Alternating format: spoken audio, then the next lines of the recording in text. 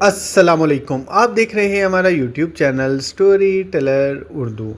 جب بھی اسلام کے عظیم ترین جانبازوں کا ذکر ہوتا ہے تو ایک ایسا نام پوری شان کے ساتھ سامنے آتا ہے جسے رسول اللہ صلی اللہ علیہ وسلم نے اللہ کے شیر کا لقب دیا۔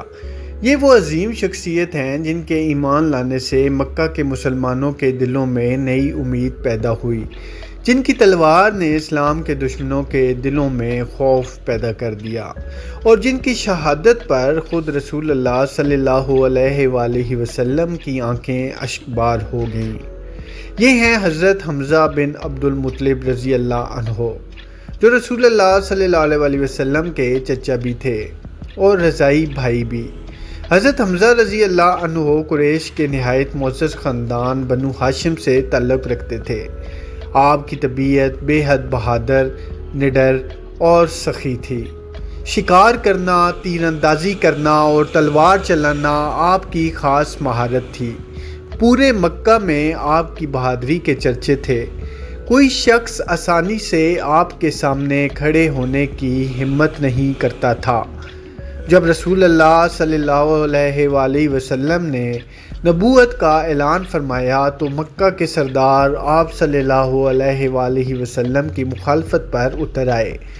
حضرت حمزہ رضی اللہ عنہ اس وقت تک اسلام قبول نہیں کر چکے تھے، لیکن اپنے بھتیجے محمد صلی اللہ علیہ وآلہ وسلم سے بے حد محبت کرتے تھے اور ان کی دیانت اور سچائی پر مکمل یقین رکھتے تھے۔ ایک دن رسول اللہ صلی اللہ علیہ وآلہ وسلم صفا پہاڑی کے قریب تشریف رکھتے تھے۔ قریش کے سردار ابو جہل نے آپ صلی اللہ علیہ وآلہ وسلم کو سخت تکلیف دہ باتیں کہیں اور آپ صلی اللہ علیہ وآلہ وسلم کی توہین کی۔ رسول اللہ صلی اللہ علیہ وآلہ وسلم نے جواب میں کوئی سخت بات نہ فرمائی بلکہ خاموش رہے۔ یہ منظر ایک خاتون نے دیکھ لیا۔ اسی دن حضرت حمزہ رضی اللہ عنہ شکار سے واپس لوٹے۔ حسب معمول کمان کندھے پر تھی۔ اس خاتون نے بتایا کہ آج ابو جہل نے آپ کے بھتیجے محمد صلی اللہ علیہ وآلہ وسلم کو بہت برا بھلا کہا ہے اور انہوں نے صبر سے کچھ برداشت کیا۔ یہ سنتے ہی حضرت حمزہ رضی اللہ عنہ کے چہرے کا رنگ بدل گیا۔ وہ سیدھے اس جگہ پہنچے جہاں ابو جہل اپنے ساتھیوں کے ساتھ بیٹھا تھا۔ حضرت حمزہ رضی اللہ عنہ نے اپنی کمان سے ابو جہل کے سر پر ایسی ضرب لگائی کہ اس کا سر زخمی ہو گیا۔ پھر بلند آواز میں فرمایا، کیا تم محمد صلی اللہ علیہ وآلہ وسلم کو برا کہتے ہو؟ سن لو، میں بھی ان کے دین پر ہوں اور جو وہ کہتے ہیں میں بھی وہی کہتا ہوں۔ اگر ہمت ہے تو میرا مقابلہ کرو۔ یہ الفاظ پورے مکہ میں گونج اٹھے۔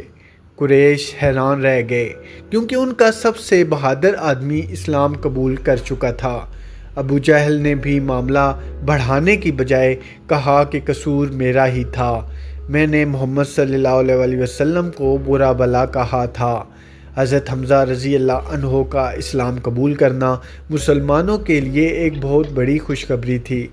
پہلے مسلمان کمزور تھے مگر اب ان کے ساتھ ایسا محافظ موجود تھا جس سے پورا مکہ خوف کھانے لگا۔ رسول اللہ صلی اللہ علیہ وآلہ وسلم اور صحابہ کرام رضی اللہ عنہ کو بھی اس سے بہت حوصلہ ملا۔ جب مسلمانوں کو مدینہ ہجرت کا حکم ملا تو حضرت حمزہ رضی اللہ عنہ بھی مدینہ تشریف لے گئے۔ وہاں بھی آپ نے ہر موقع پر اسلام کی خدمت جاری رکھی۔ آپ عبادت گزار بھی تھے اور میدان جنگ کے لیے بے مثال سپاہی بھی۔ ہجرت کے بعد جب بدر کا معرکہ پیش آیا تو اسلام کی پہلی بڑی جنگ شروع ہوئی۔ مسلمانوں کی تعداد صرف 313 تھی جبکہ قریش تقریباً 1000 تھے۔ ظاہری اسباب کے لحاظ سے مسلمانوں کی کامیابی ناممکن دکھائی دیتی تھی، لیکن اللہ تعالیٰ نے اپنے بندوں کی مدد فرمائی۔ جنگ کے آغاز میں عرب کی روایت کے مطابق 3 جانباز میدان میں آئے۔ مسلمانوں کی طرف سے حضرت حمزہ رضی اللہ عنہ، حضرت علی رضی اللہ عنہ اور حضرت عبیدہ بن حارث رضی اللہ عنہ نکلے۔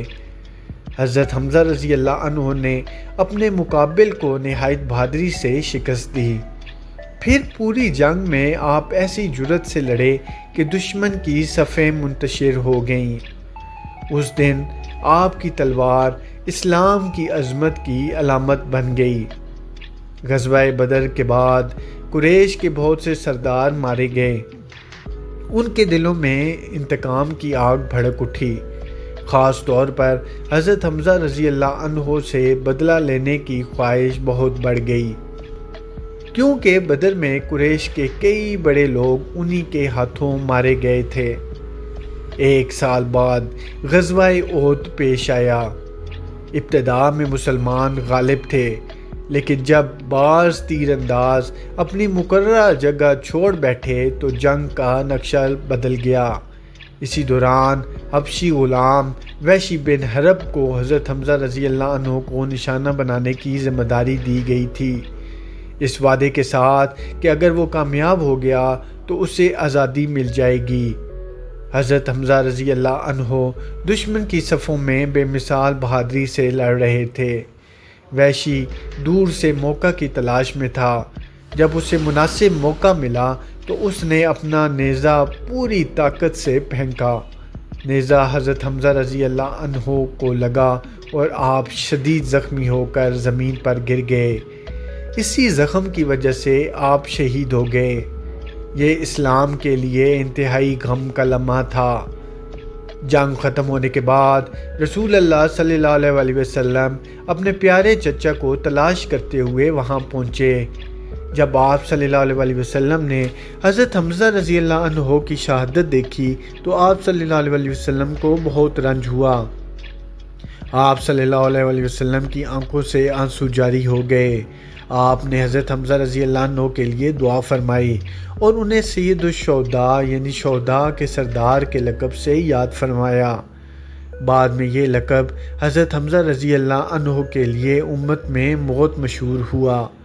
حضرت حمزہ رضی اللہ عنہ کو احد کے میدان ہی میں سپرد خاک کیا گیا۔ آج بھی مدینہ منورہ میں جبل احد کے قریب ان کی یاد تازہ ہوتی ہے، جہاں مسلمان ان کے ایثار، وفاداری اور قربانی کو یاد کرتے ہیں۔ حضرت حمزہ رضی اللہ عنہ کی زندگی ہمیں یہ سبق دیتی ہے کہ حق کو پہچان لینے کے بعد انسان کو کسی خوف یا مصلحت کا شکار نہیں ہونا چاہیے۔ انہوں نے اپنی طاقت، بہادری اور جان سب کچھ اللہ اور اس کے رسول صلی اللہ علیہ وسلم کی رضا کے لیے وقف کر دیا۔ ان کی بہادری صرف جسمانی قوت نہیں تھی بلکہ ایمان کی طاقت تھی۔ یہی وجہ ہے کہ 1400 سال گزرنے کے باوجود ان کا نام عزت، وفاداری اور قربانی کی علامت بنا ہوا ہے۔ اللہ تعالیٰ حضرت حمزہ بن عبد المطلب رضی اللہ عنہ سے راضی ہو۔